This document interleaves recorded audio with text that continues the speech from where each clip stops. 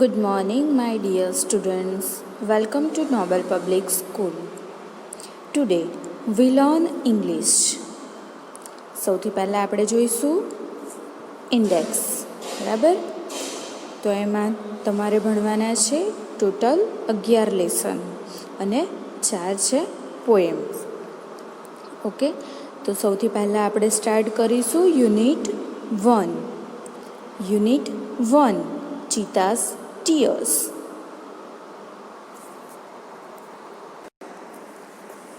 ચીતાસ tears.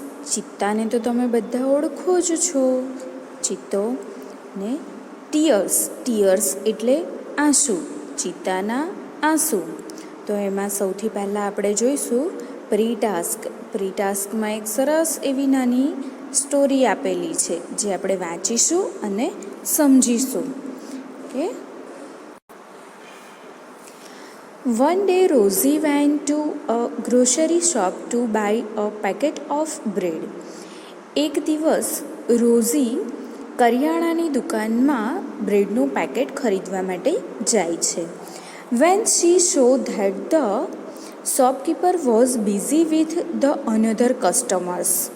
તે ત્યાં જુએ છે કે શોપકીપર છે એ બીજા કસ્ટમર્સ એટલે ગ્રાહકો સાથે વ્યસ્ત છે. She stole some toffees from a jar. તે કેટલીક ટોફીઝને ચોરી લે છે જારમાંથી. When she got back home, જ્યારે તે પાછી ઘરે જાય છે, her mother asked her from where she had got the toffees. એ પાછી જાય છે ત્યારે એના મમ્મી એને પૂછે છે કે તેને આ ટોફીઝ ક્યાંથી મળી છે. Rosie told her mother the truth. Rosie તેના મમ્મીને બધું જ સાચું કહી દે છે. Her mother said. તેના મમ્મી એને કહે છે it's really very bad to steal. ચોરી કરવી એ ખરેખર બહુ જ ખરાબ વસ્તુ છે કે ચોરી કરવી જોઈએ નહીં. The shopkeeper might not be looking at you, but dishonesty destroys faith in people. શોપકીપરે એણે જોયા નથી. ચોકલેટ જે એને ચોરી લીધી એ દુકાનદારે જોયું નથી, પરંતુ ડિસઓનેસ્ટી ડિસ્ટ્રોયઝ ફેથ ઇન પીપલ. આપણી અપ્રામાણિકતા છે એ લોકોમાંથી આપણો વિશ્વાસ ઉઠી જાય છે, કોઈ આપણા પર વિશ્વાસ કરે નહીં. સો વન શુડ નેવર સ્ટેલ ઓર લાય. આપણે ક્યારેય પણ જૂઠું બોલવું જોઈએ નહીં અને ચોરી પણ કરવી જોઈએ નહીં. Rosie understood the words of her mother and went back to the shop to return the toffees to the shopkeeper. Rosie બધું જ સમજી જાય છે. એના મમ્મીએ જે એને શબ્દો કહ્યા છે એ સમજી જાય છે અને એ પાછી શોપ પર જાય છે. દુકાન પર જઈને એ ટોફીઝ દુકાનદારને પાછી આપે છે. Rosie says I am sorry for what I did. Rosie કહે છે કે મેં જે કર્યું એના માટે હું બહુ જ દિલગીર છું. The shopkeeper it's okay dear, you are a good girl. Shopkeeper એને કહે છે કે ઇટ્સ ઓકે, તો બહુ જ સારી છોકરી છે. સ્ટોરી સાંભળવાની મજા આવી ને? ઓકે, તો આપણે પણ કેવા બનવું જોઈએ? આ સ્ટોરી પરથી આપણને શું શીખવા મળ્યું કે આપણે ઓનેસ્ટ બનવું જોઈએ. ઓનેસ્ટ એટલે પ્રામાણિક બનવું જોઈએ. ડિસઓનેસ્ટ એટલે અપ્રામાણિક. તો આપણે અપ્રામાણિક બનવું જોઈએ નહીં. જેટલા આપણે પ્રામાણિક હોઈશું એટલો જ આપણા પર વિશ્વાસ વધારે રાખશે લોકો. એટલા માટે આપણે હવે નક્કી કરીશું કે ક્યારેય પણ આપણે ચોરી કરીશું નહીં, જૂઠું બોલીશું નહીં અને પ્રામાણિક રહીશું. હવે જુઓ, નીચે સૂચના આપેલી છે. એક collect stories or incidents on importance of honesty. and share them in the class.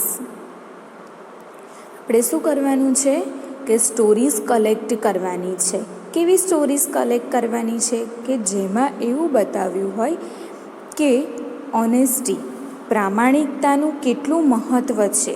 તો એવી પ્રામાણિકતા પરની કેટલીક સ્ટોરીઝ આપણે શું કરવાની છે, ભેગી કરવાની છે અને આપણા ફ્રેન્ડ્સ સાથે શેર કરીશું, એકબીજાને કહીશું. હવે છે B, read the information about the Zulu tribe. આપણા આ લેસનની અંદર ચિતાસ ટીયર્સ, તો ચિતાસ ટીયર્સ જે લેસન છે એની અંદર ઝુલુ ટ્રાઇબની વાત કરી છે. એમાં તો આ જે ઝુલુ ટ્રાઇબ છે એના વિશે કેટલીક ઇન્ફોર્મેશન આપેલી છે તે આપણે જોઈશું. અહીંયા તમને ઝુલુ ટ્રાઇબ વિશે કેટલીક માહિતી આપી છે, જેમાં સૌથી પહેલાં છે location, population, language, religion, rites, clothings, food, sports, crafts and hobbies. આટલી એની વસ્તુ આપેલી છે. તો આ જે ઝુલુ ટ્રાઇબ છે એ સાઉથ આફ્રિકાના છે. એમનું પોપ્યુલેશન આપ્યું છે, લેંગ્વેજીસ, કઈ કઈ લેંગ્વેજીસ એ લોકો જાણે છે, રિલિજિયન એટલે કયા ધર્મના હોય છે, તો એમાં સૌથી વધારે ક્રિશ્ચિયન્સ હોય છે અને મિક્સચર્સ ઓફ ટ્રેડિશન બિલીફ્સ એટલે મિક્સ જાતિના લોકો પણ ત્યાં હોય છે. એમના રાઇટ્સ કયા કયા છે એ પણ આપેલું છે, birth, પબર્ટી, marriage and death. Clothings, કેવા કપડાં પહેરે છે, તો એમાં પણ તમને નીચે ફોટોઝમાં દેખાય છે કે એ લોકો કેવા કપડાં પહેરે છે. ત્યારે એટલા બધા કપડાં આપણે જેવા પહેરીએ છીએ એવા કપડાં ન હતા, તેથી એ લોકો જે ચામડું હોય છે પ્રાણીઓના એના કપડાં બનાવીને પહેરતા હતા. ત્યાર પછી છે ફૂડ, તો ફૂડ્સમાં એ લોકો શું ખાય છે, તો એ પણ આપેલું છે કે કેટલીક વેજીટેબલ્સ ખાય છે, ફ્રૂટ્સ ખાય છે. જંગલમાં તો બધું જ મળી રહે છે કે ફ્રૂટ્સ વધારે પડતા હોય છે. ત્યાર પછી શિકાર કરીને એ પ્રાણીઓને પણ ખાઈ જાય છે. કેટલુંક અનાજ થતું હોય છે એ પણ ખાય છે, જીવજંતુઓ પણ ખાઈ જતા હોય છે.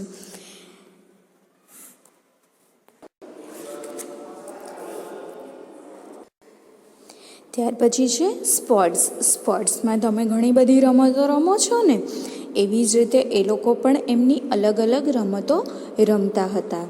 એટલે અને ત્યાર પછી છે ક્રાફ્ટ્સ એન્ડ હોબીઝ, તો એ લોકોના શોખ શું હતા, કેવું ક્રાફ્ટિંગ કરતા હતા, એ બધું અહીંયા આપેલું છે. તો એ લોકો લાકડામાંથી અલગ અલગ વસ્તુઓ બનાવતા હતા, ઘણી બધી વસ્તુઓ બનાવતા હતા. એમનો શોખ પર એમના જેવા જેવા શોખ છે એ પ્રમાણે એ લોકો વર્ક કરતા હતા. ઝુલુ ટ્રાઇબ વિશે જાણી લીધું ને, હવે આપણે આપણા લેસનની શરૂઆત કરીશું. ભણવાની મજા આવશે ને બધાને? ઓકે, તો આપણે હવે લેસન શરૂ કરતાં પહેલાં શું કરીશું, એના સ્પેલિંગ્સ તૈયાર કરીશું. બધાએ સ્પેલિંગ પહેલાં હું આપું છું એ તમારે લખવાના છે અને તૈયાર પણ કરવાના છે. ચિતાસ ટીયર્સ, ચિતાના આંસુ. આ લેસનના સ્પેલિંગ્સ છે બધા આપણે નોટમાં લખીશું અને સાથે સાથે તૈયાર પણ કરીશું. આ બધા જ સ્પેલિંગ્સ આપણે નોટમાં લખીશું એને 3 વાર લખીને પણ આપણે તૈયાર કરીશું.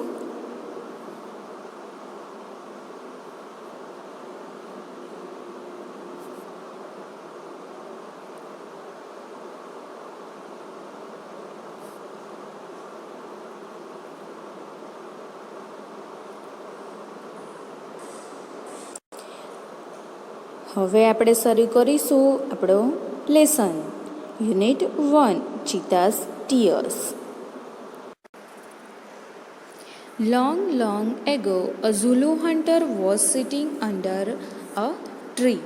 ઘણા સમય પહેલાંની વાત છે કે ઝુલુ હન્ટર, ઝુલુ શિકારી છે, એક ઝાડ નીચે બેઠો હતો. હિઝ નેમ વોઝ ઇડી, તેનું નામ હતું Eddie. He saw a large herd of deer grazing in lush green meadows. તેણે જોયું કે હરણનું એક મોટું ટોળું સરસ એવા લીલાછમ બીડમાં ચરતું જોયું. હી સેડ ટુ હિમસેલ્ફ, તે પોતાની જાતને જ કહે છે, these deer are really very wonderful, but I have to run a lot to catch one of them. આ હરણ ખરેખર બહુ જ અદ્ભુત છે, પણ તેમાંના એકને પકડવા માટે મારે ખૂબ જ દોડવું પડે.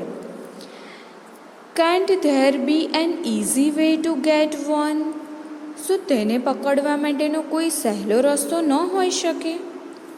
Suddenly he saw a female cheetah crawling silently closer to the grazing animals. એકાએક તેણે એક માદા ચિત્તાને ચરતા પ્રાણીઓની તરફ ચૂપચાપ સરકતી જોઈ. Then she leapt and catch a deer, અને તે તરત જ કૂદીને હરણને પકડી પાડ્યું. After some time her two young cubs come out of the bush. થોડાક સમયમાં એના બે બચ્ચાઓ પણ ઝાડીમાંથી બહાર આવે છે. They all enjoyed their meal, તેઓ સૌ ભેગા મળીને ભોજન માણે છે.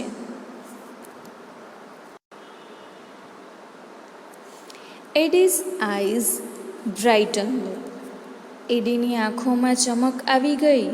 ધે સ્પાર્કલ્ડ વિથ એન આઈડિયા, અને તેને સરસ એવી યુક્તિ સૂઝે છે. હી એન્વિડ ધ કબ્સ, તેણે બચ્ચાઓની અદેખાઈ આવી. Can I be lucky as these beautiful cubs, આ રૂપાળા સરસ એવા દેખાય છે એવા બચ્ચાઓની જેમ હું પણ નસીબદાર ન હોઈ શકું? They got their food without any effort, તેઓને કોઈ પણ મહેનત કર્યા વગર, શ્રમ કર્યા વગર તેમને સરસ એવું ભોજન મળી ગયું.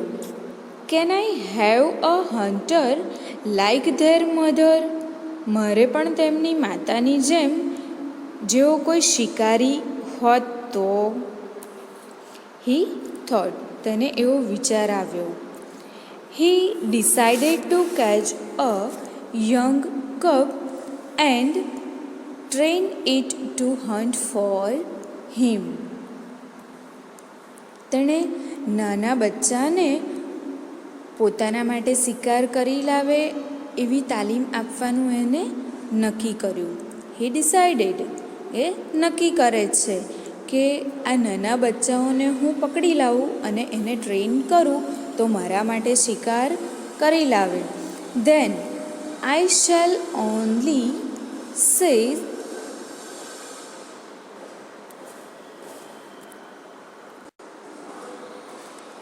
ઓ my dear, go and kill a deer for me. અને મારે એને એટલું જ કહેવાની જરૂર પડે, ઓ મારા વહાલા, જા અને મારા માટે હરણનો શિકાર કરી લાવ. My life will be very comfortable then, અને ત્યાર પછીનું મારું જીવન તો એકદમ આરામદાયક જ બની જાય.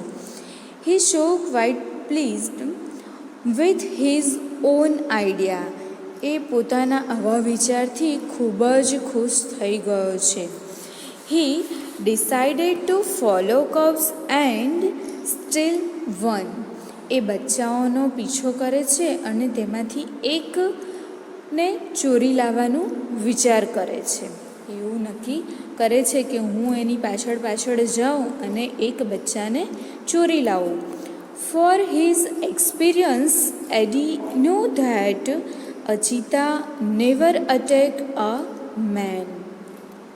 એના અનુભવથી એને એવું ખબર છે, એ જાણે છે કે ચિત્તા ક્યારેય માણસ પર અટેક કરતો નથી, એટલે કે હુમલો કરતો નથી. Therefore it was safe to steal a cub. એટલા માટે જ એના બચ્ચાને ચોરી લાવવું એકદમ સેફ છે.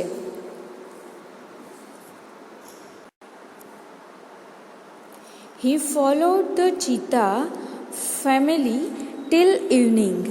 એ સાંજ સુધીને એના કુટુંબનો પીછો કરતા રહે છે. At the sunset, the mother cheetah hid her cubs in a thick bush and left for a stream. અને સાંજ પડે છે એવા સમયે જ ચિત્તા પોતાના બચ્ચાઓને એક સરસ એવા બઝ એટલે જાડી ઝાખરાઓમાં પોતાના બચ્ચાને સંતાડી દે છે અને પોતે ઝરણા તરફ આગળ વધે છે.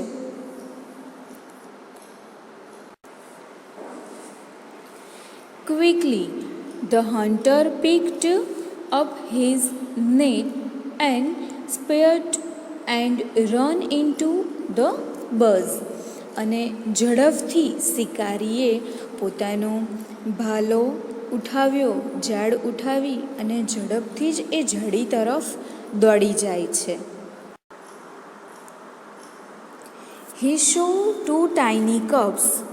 એ બે સરસ એવા નાના બચ્ચાઓને જુએ છે. They looked at him with their brightened eyes. તેની ચમકતી આંખોથી એ જુએ છે. They were too young to run away. એ ઘણા જ નાના હતા કે તેઓ દોડી શકે એમ ન હતા. Eddie threw the net over them and the cubs were caught. એડી એ બંને ઉપર ઝાડ નાખે છે અને બચ્ચાઓને પકડે છે. He needed only one cub, but he thought એને એક જ બચ્ચાની જરૂર હતી, પરંતુ તે વિચારે છે it is always better to have two slaves instead of one. તેણે એવું વિચાર્યું કે એકના બદલે બે ગુલામ હોય તો સારું. તેણે બંનેને પોતાની તરફ ઘસેડ્યા. હી ડ્રેગ ધેમ, કે તે બંનેને પોતાની તરફ ઘસેડે છે. With him and hide them under a big basket. પોતાની તરફ ઘસેડી લાવે છે અને એક મોટા ટોપલામાં તેને છુપાવી દે છે. The mother cheetah returned after a while. એના મમ્મી એટલે કે મધર ચિત્તા જે છે એ થોડા જ સમયમાં પાછી આવે છે. She did not find her cubs. તેણે તેના બચ્ચાઓ મળતા નથી. She looked all around first. તે તેની આજુબાજુ જુએ છે. First of all, she became angry and jumped wildly. એ પહેલાં તો બહુ જ ગુસ્સે થઈ જાય છે અને કૂદવા માંડે છે. She sniffed all around. એ બધે જ આજુબાજુ શોધે છે અને જોર જોરથી બૂમો પણ પાડી રહી છે. બટ અલાશ, પણ એ બહુ જ દુઃખી થઈ જાય છે.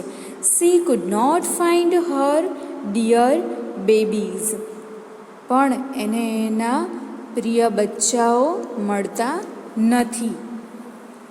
એટ લાસ્ટ, અને છેવટે, she becomes sad. બહુ જ ઉદાસ થઈ જાય છે. And started crying. અને એ રડવા પણ લાગે છે. She cried and cried for the whole night. એ રડતી જ અને રડતી જ રહે છે. પૂરી રાત સુધીને રડતી રહે છે. And cried for the whole night till the next evening. અને બીજા દિવસે સાંજ સુધીને રડ્યા જ કરે છે. She cried and cried until her tears made dark stains down her cheeks. એ ત્યાં સુધીને રડતી રહે છે કે એના ગાલ ઉપર આંસુઓથી કાળા ડાઘ પડી જાય છે. સી વોઝ સ્ટીલ વીપિંગ, અને હજી પણ તે રડતી જ રહે છે, રડ્યા જ કરે છે અને રડ્યા જ કરે છે. હવે પછીનો બાકીનો લેસન છે તે આગળના સેશનમાં જોઈશું.